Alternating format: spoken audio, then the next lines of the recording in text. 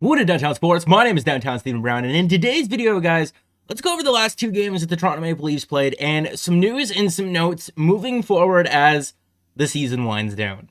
Wednesday night's 4-1 win over the Montreal Canadiens, I thought, was one of the better efforts that Toronto had against Montreal all season long. And when you look at the expected goals in all situations, it's in their favor. When you look at the expected goals on 5-on-5, it's also in their favor. When you look at its score and venue adjusted, it's also in their favor.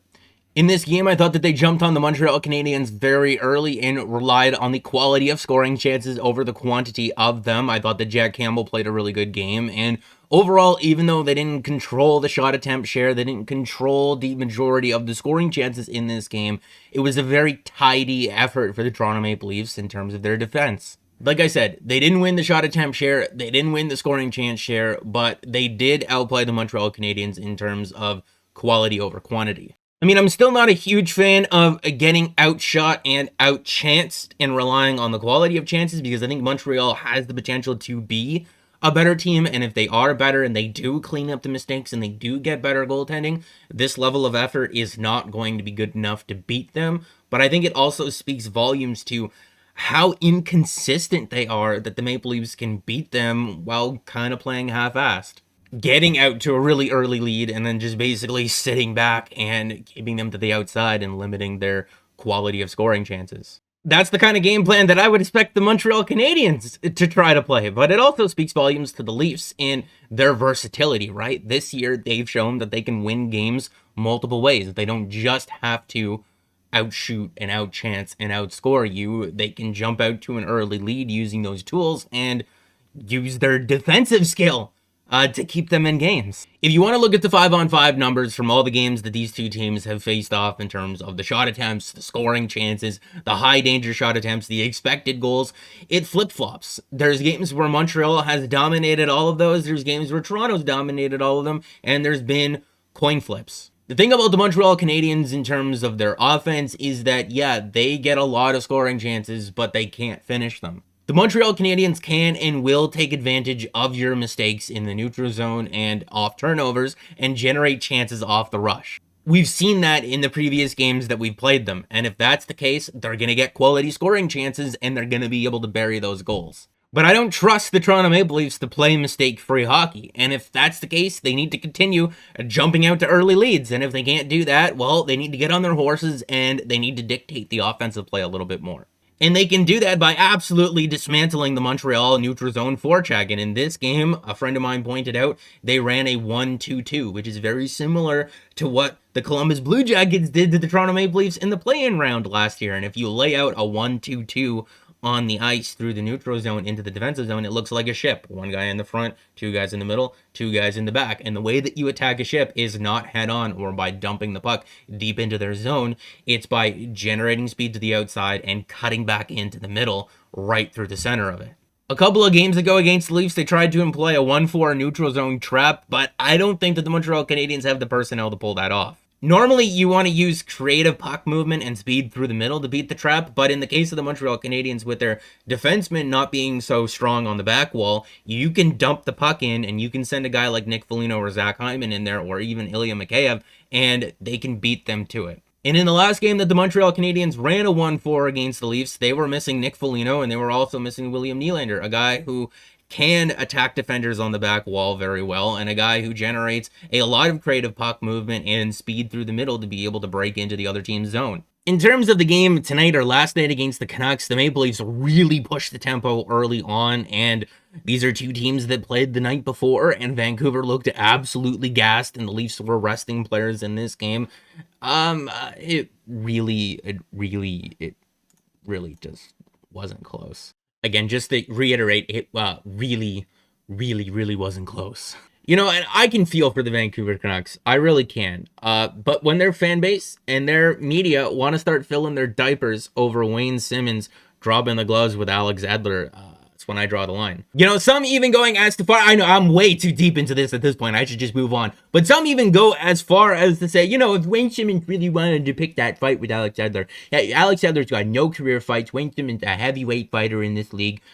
He should have grabbed someone on the Canucks who has fighting experience. Well, you know what? Someone on the Canucks with fighting experience should have stepped in for Alex Edler if that was the case. But no one did. So eat your shit sandwich and shut up. That sounds like a you problem.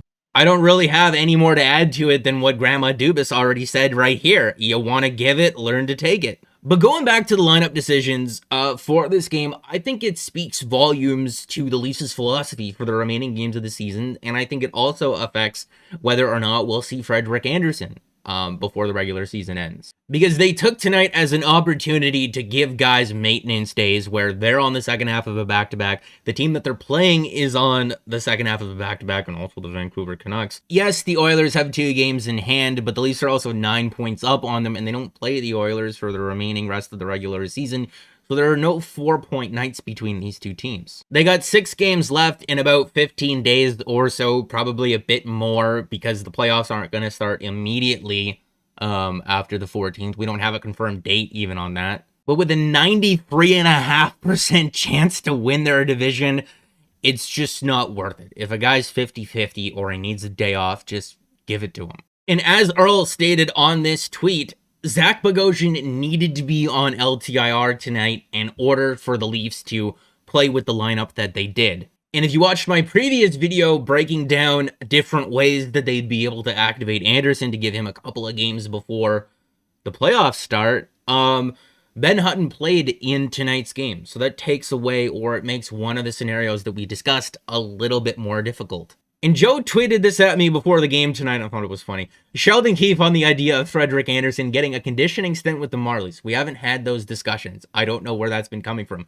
This channel, Sheldon, because I was pumping the idea before the trade deadline. And I thought it was funny, Joe tweeting this at me. Is this on you? Because, like I said, we discussed it in multiple videos going back well over a month ago. And I'm not taking credit for the idea existing. I'm just stating when we started talking about it. And as we move closer to the playoffs and the end of the regular season and Andersen hasn't played yet, yeah, it's an obvious solution to a problem. We don't want him being our backup goalie coming in cold if he did need to play games. And you don't have to ask me or tell me to take credit for something that just seems like a good idea. Whether they do it or not doesn't change the validity of it. It's an option, right? But I think that the Maple Leafs value being able to be flexible with the salary cap and having the ability to give guys off more than they do getting Frederik Andersen into games. They don't seem too concerned about that.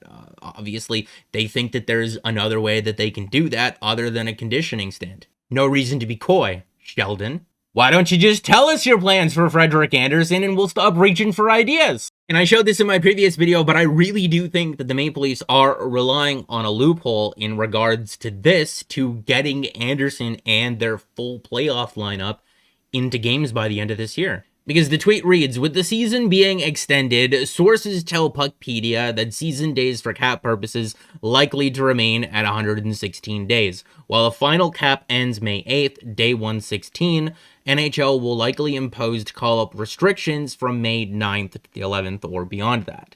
And if you look at the remaining games on the schedule for the Leafs, they have 2 games after that May 8th date. But maybe the clarification to our problem here is in the wording of the tweet. It's talking about players being called up, because technically by that May 8th date, all the NHL money, all the NHL salaries on players' contracts have been paid out. But if you want to call someone up after that date, normally they wouldn't get paid. It's whatever the players have negotiated for the playoffs that they get paid out. But they're not playoff games, they're regular season games, but you still need to pay those players. Like, if you're looking at a roster similar to this, all these guys are already on the roster being paid right now. This isn't anyone new that they would be calling up after that date.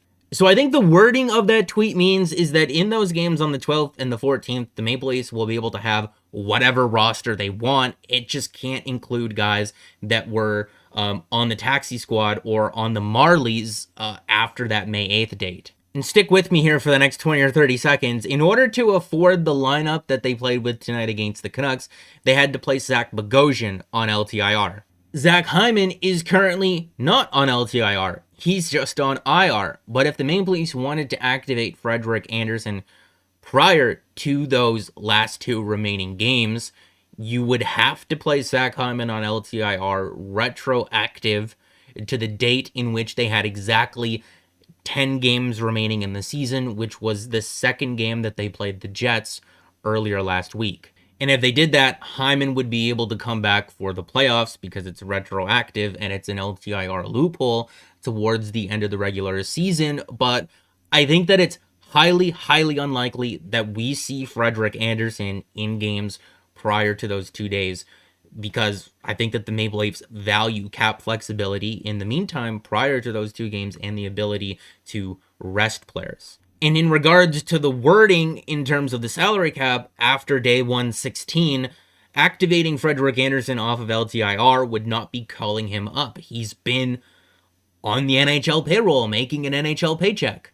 So for the last 2 games of the regular season, it wouldn't surprise me to see them ice a lineup similar to this, with Andersen getting at least one of those games. I also wouldn't be too panicked or overstate him only playing in 1 game before the playoff starts. I mean, he's practicing with the likes of Auston Matthews and John Tavares, right? There are very few guys in the league who can shoot the puck better than him. I know that in a game it's different, but remember, we're not talking about ideal situations here. Ideally, he comes back and plays 3 or 4 games, but that might not be possible. Even if Andersen were to get activated tomorrow and he plays half of the 6 remaining games, in order for him to be the starter round 1, game 1, he's got to post 3 consecutive shutouts or 3 35-plus save performances in which he is the first or second star to steal the net away from Jack Campbell. It's no disrespect to Andersen, and no one should lose their job because they were injured, but Jack Campbell's the starter on this team right now. And that's not a hot take. Saying anything otherwise would be a hot take and stirring the pot. I want to leave you guys with a couple of questions here. 1, what lines do Nick Foligno and Zach Hyman play on? And remember, these are just your lines to start the game. You can always switch them up to fit situational needs. Like, let's say you're defending a lead late in the 3rd period. You can always pull Nick Foligno or Zach Hyman or both of them off of those lines, and maybe you can even put them on the same line together, right? They're both good defensive players. My second question is how do you even start to think about taking Adam Brooks out of this lineup? And the third question, what are your D pairings? Well, what are your D pairings? I'm really interested to see this Rasmus Sandin saga, that's what I'm calling it, evolve as it goes, because he's just looking better and better. I can't believe there were 12 defensemen who were drafted before him in his draft year. But that's going to be it for this video, guys. Make sure to like the video if you did like it, and subscribe for more videos. More is always on the way. And guys, remember, I'm not worried about the Montreal Canadiens. And you shouldn't be either.